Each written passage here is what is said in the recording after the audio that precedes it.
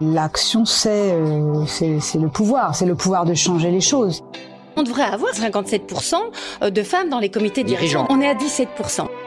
On devient femme de pouvoir. Le pouvoir pour le pouvoir, c'est pas un but. C'est Madame la Présidente.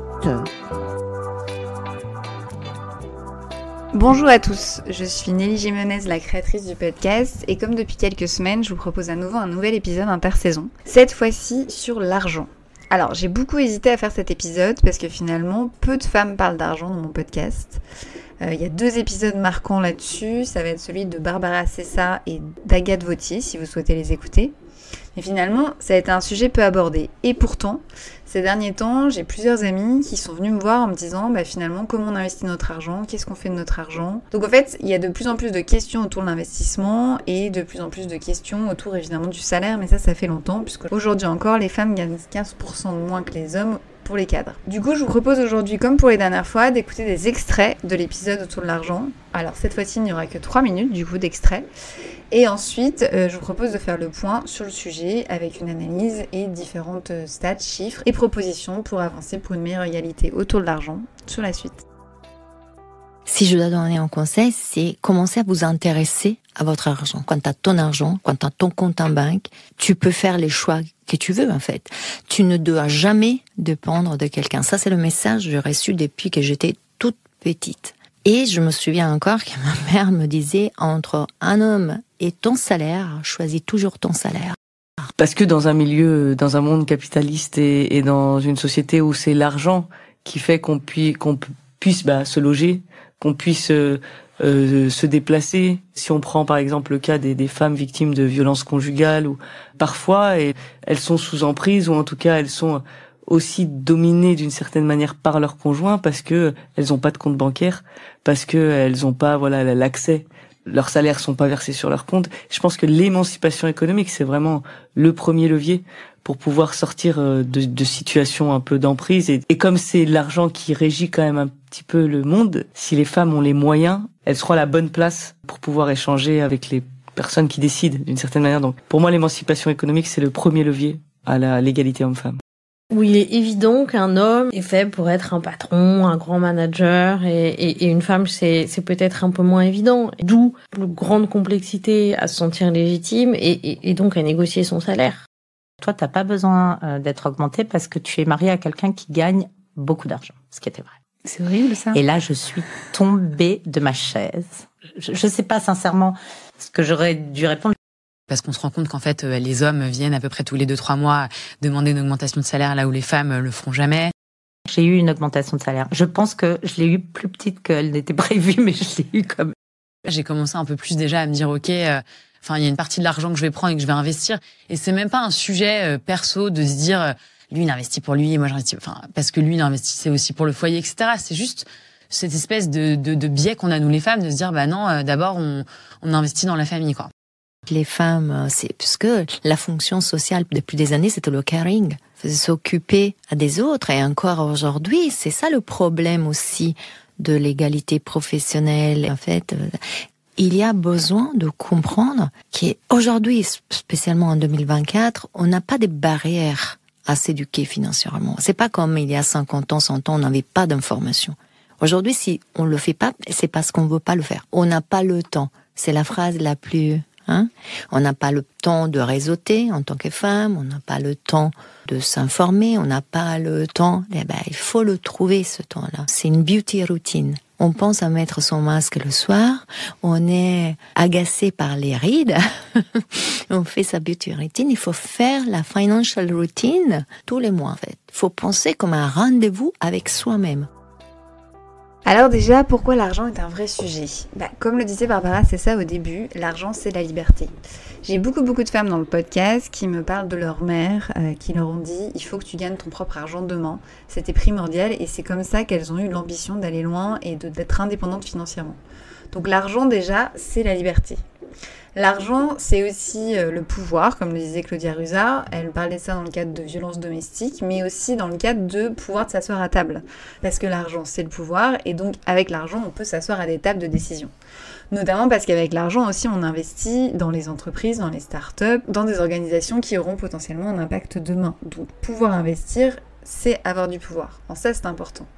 Maintenant, l'argent, c'est une question qui est assez intéressante autour du pouvoir parce qu'en fait, ce que je me rends compte, c'est que beaucoup de femmes, quand on parle de salaire, me disent « Moi, tu sais, ce qui m'a toujours intéressée, c'est d'avoir le métier. C'est d'avoir une profession qui me plaisait et puis j'ai pris le salaire qu'on m'a donné. » Donc en fait, il y a vraiment une question d'intérêt du métier. Là, on voit très souvent, et ça a été dit dans les extraits, qu'un homme va plus souvent demander une augmentation de salaire qu'une femme ne le fera. Deuxième chose aussi vis-à-vis de l'argent, c'est ce besoin d'investir dans la famille qui fait qu'elle privilégie cet investissement-là plutôt que l'investissement en bourse. On sait aujourd'hui, d'après une étude de 2022, des autorités des marchés financiers, que 22% des femmes investissent en bourse contre 35%. Donc elles sont beaucoup moins nombreuses, elles sont aussi beaucoup moins nombreuses dans l'investissement de capital pour les entreprises. Donc elles font moins fructifier leur argent. Est-ce un problème? Oui et non. C'est-à-dire que dans l'absolu, on dit pourquoi pas choisir la famille plutôt, est-ce bien grave? Là où ça devient un problème, c'est que ça crée un déséquilibre après autour de la table. On parle de conseil d'administration, on parle de comité de direction, très bien, mais plus les femmes vont investir et se retrouver dans les milieux financiers, plus aussi elles vont avoir la place et pouvoir s'asseoir à égal aux hommes et dans les prises de décision. Donc c'est important. Maintenant, moi, à titre personnel, ce que je pose comme question ici, c'est finalement, est-ce que c'est aux femmes de complètement changer leur vision et d'aller plus sur les marchés, d'investir, de faire fructifier leur argent, ou est-ce qu'il n'y a pas quelque chose à faire dans les deux sens aussi et réfléchir finalement de la façon dont on place son argent. De la même façon qu'au niveau du salaire, est-ce qu'il faut absolument demander absolument une augmentation de salaire dans toute situation, ou est-ce qu'il faut plutôt se poser la question de peut-être que je gagne un peu moins mais c'est mon métier qui me plaît, et revoir les choses, parce qu'on a tendance, comme dans le leadership, à pousser les femmes à faire comme les hommes, donc à avoir les postures et les codes des hommes. Dans l'argent, évidemment, c'est ce qu'on fait aussi aujourd'hui en disant il faut aller négocier son salaire, il faut aller demander, il faut taper du poing sur la table, il faut aller investir. Est-ce que de la même façon qu'on peut repenser le leadership, est-ce qu'il n'y a pas une vision à l'argent à repenser? Je pose ça là, et je vous laisse me dire ce que vous en pensez. D'ailleurs, je fais le lien sur le salaire. Comme je vous disais, les cadres aujourd'hui, femmes gagnent toujours 15% moins que les hommes. Pour les salaires, évidemment, c'est un problème. Dans une même entreprise, on ne peut pas faire en sorte qu'un salarié gagne moins qu'un autre. Moi, j'ai déjà vu quand même des gens me dire « Oui, mais elle a demandé moins, donc qu'est-ce qu'on fait ?»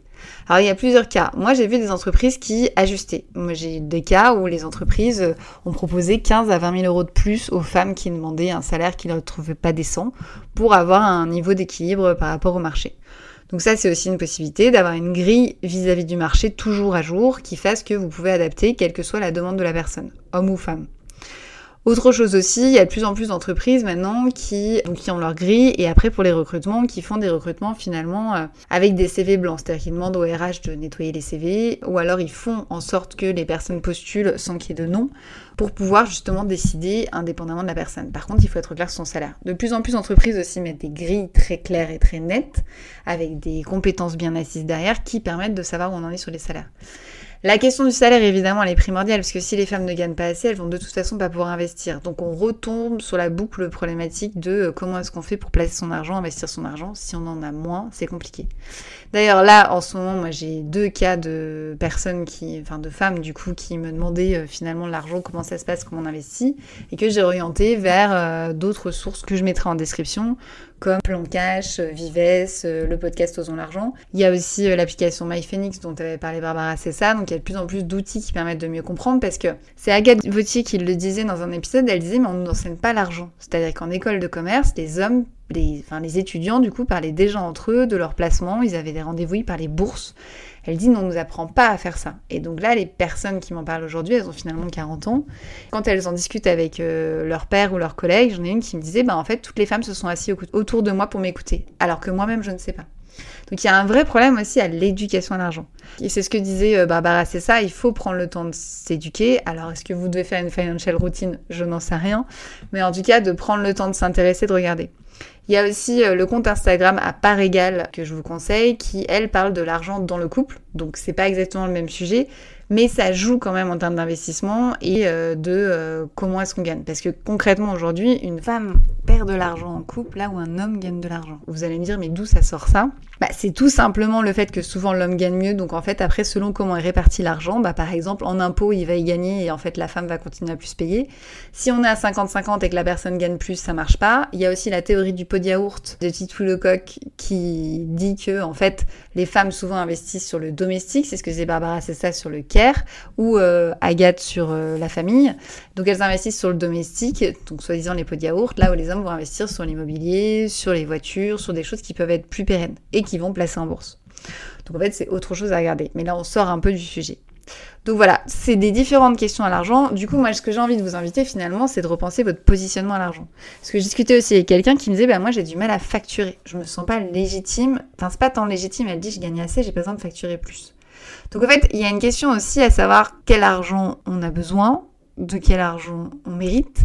Et en fait, j'invite autant les hommes et les femmes à se poser cette question-là, parce que la vision de l'argent, c'est finalement aussi la vision du pouvoir. De dire, finalement, quel pouvoir j'ai besoin et en quoi l'argent représente ce pouvoir et à quelle table il m'assoit. Donc voilà, les différentes réflexions sur l'argent, évidemment, on peut pousser beaucoup plus. Ce sera le dernier épisode sur l'intersaison. À partir de septembre, on reprend les épisodes classiques avec des interviews. J'ai déjà plein d'interviews qui sont préparées. Mais je vous en parle beaucoup plus dans le prochain épisode en juillet. Et comme toujours, ce sera avec plaisir pour avoir vos retours, vos commentaires sur notamment vous, votre rapport à l'argent, que vous soyez un homme ou une femme. À très bientôt!